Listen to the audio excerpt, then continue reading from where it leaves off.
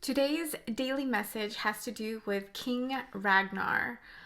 King Ragnar, I believe the story is in like Game of Thrones or um, the show that has the dragons. The point of King Ragnar's story is he fell in love with two women.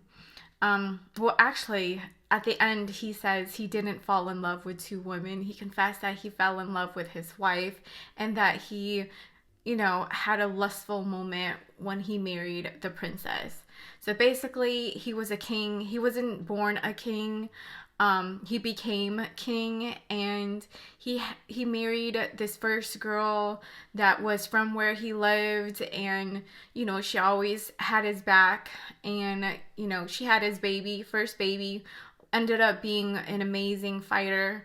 And then he was going to foreign lands and he found this princess. She was absolutely beautiful. And of course, they had two kids together. The princess, when you're a princess back then, even into today's society now, like most women's like, yeah, like he's a king, he's gonna have multiple wives. So when the princess came into the situation, she was like, and it's okay. She was all happy to see his first wife, and of course, his first wife was not having it. She ended up leaving, ended up in a worse situation. Moral of the story for her was stick with the man you love. Moral of the story for Ragnar was, be faithful to the woman that you love.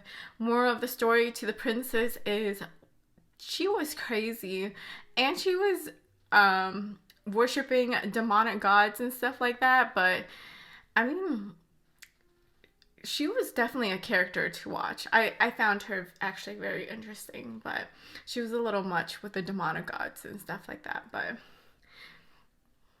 thought it was interesting. So more of the story today, try to do the right thing, and if you can't, try to backtrack as much as you can. All right,